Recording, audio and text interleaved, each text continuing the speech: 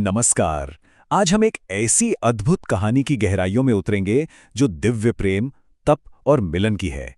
एक ऐसी गाथा जिसने समय को भी अपने आगे झुकने पर मजबूर कर दिया। ये कहानी है शिव और सती की। ये देखिए, ये सिर्फ एक पंक्ति नहीं है, बल्कि ये उस असाधारण रिश्ते का पूरा सार है। एक ऐसा बंधन जो हमारी और आपकी सांसारिक सीमाओं से बहुत बहुत परे था। तो चलिए इस दिव्य यात्रा पर निकलते हैं और देखते हैं कि कैसे दो आत्माएं एक हुई। तो कहानी की शुरुआत होती है दक्ष प्रजापति की बेटी सती से। कमाल की बात यह है कि बचपन से ही उनके मन में एक ऐसे तपस्वी के लिए एक अजीब सा एक गहरा खिंचाव था, जो संसार से दूर कैलाश पर रहते थे, महादेव शिव। उन्होंने शिव को कभी देखा नहीं था, पर मन ही मन उन्हें अपना सब कुछ मान चुकी थीं। और ये कोई मामूली लगाव नहीं था। सती ने जितना शिव के बारे में सुना, उनका मन उतना ही उनकी तरफ खिंचता चला गया। देखिए, ये सफर कैसे बदला। उनकी शुरुआती भक्ति धीरे धीरे एक गहरे प्रेम में बदल गई, और फिर वही प्रेम एक ऐसी बेचैनी, एक ऐसे विरह में तब्दील हो गया जिसने उन्हें सब कुछ छोड़ने पर मजबूर कर दिया। लेकिन जैसा कि हर बड़ी कहानी में होता है, यहाँ एक बड़ा मोड़ आता है।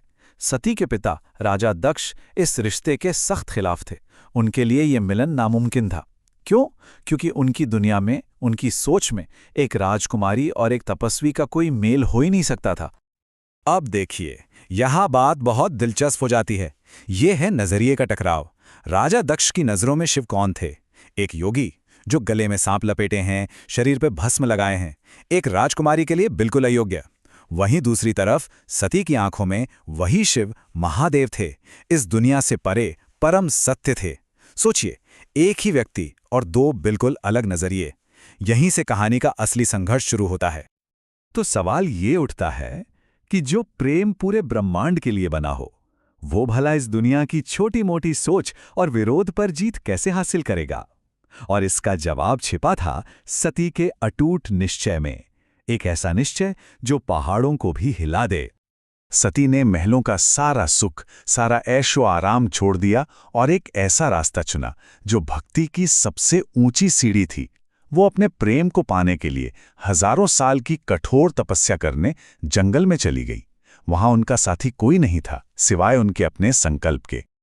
उनका जो संकल्प था, वो इस एक वाक्य में समाया है: यदि शिव मेरे भाव को नहीं जानते, तो मैं तब से उन्हें प्राप्त करूंगी। ये सिर्फ शब्द नहीं थे, ये उनकी अटूट आस्था का ऐलान था। एक ऐसा ऐलान जिसने देवताओं को भी हैरान कर दिया। और उन्होंने बिल्कुल वैसा ही किया। हजारों साल तक हिमालय के घने जंगलों में वो बस एक ही धुन में, एक ही ध्यान में लीन रहीं। शिव, उनकी तपस्या इतनी शक्तिशाली थी कि उसकी ऊर्जा ने देवताओं तक को प्रभावित कर दिया। वो भी उनकी भक्ति के कायल हो गए। कहते हैं ना, हर तपस्या का फल जरूर मिलता है। सती की भक्ति अब अपनी चरम सीमा पर थी, और अब वो पल आ रहा था जब उनकी हजारों साल की प्रतीक्षा खत्म होने वाली थी। पूरा ब्रह्मांड जैसे अपनी सांसें थामे देख रहा था। और जब समय पूरा हुआ, एक दिन जब सती ने अपना ध्यान खोला, तो जो उन्होंने अपने सामने देखा, उसने उनकी दुनिया ही बदल दी। उनके सामने एक दिव्य सफेद नीले रंग की रोशनी फैली हुई थी। उस अलौकिक आभा के बीच से स्वयं शिव प्रकट हुए, करुणा और शांति का साक्षात रूप। और कहते हैं, उनकी आंखों में सती ने अपना पूरा ब्रह्मांड देख लिया। महादेव ने उनकी तपस्या को स्वीकार करते हुए कहा, सती, तुम हमेशा से मेरी ही थीं। मैं तुम्हें पूरे हृदय से स्वीकार करता हूं। ये शब्द उनकी तपस्या का सबसे मीठा फल थे। और इन्हीं शब्दों के साथ दो आत्माएं एक हो गईं। इसके बाद जो हुआ, वो सिर्फ एक विवाह नहीं था, वो एक ब्रह्मांडीय उत्सव था। ये शिव और शक्ति का पवित्र मिलन था, जिसका गवाह पूरा देवलोक बना और जिसकी गूंज युगों युगों तक सुनाई देती है। ये एक ऐसा विवाह था जिसे सदियों तक याद रखा जाना था। देवताओं के लोक में जश्न मनाया गया, गंधर्वों ने अपना दिव्य संगीत छेड़ा और बड़े बड़े ऋषियों ने अपना आशीर्वाद दिया। पूरे ब्रह्मांड में एक अनोखी, एक दिव्य चमक फैल गई, मानो खुद ब्रह्मांड इस मिलन का जश्न मना रहा हो। तो यहाँ ये समझना बहुत जरूरी है कि उनका मिलन सिर्फ दो शरीरों का मिलन नहीं था। नहीं, ये दो मौलिक ब्रह्मांडीय ऊर्जाओं का संगम था।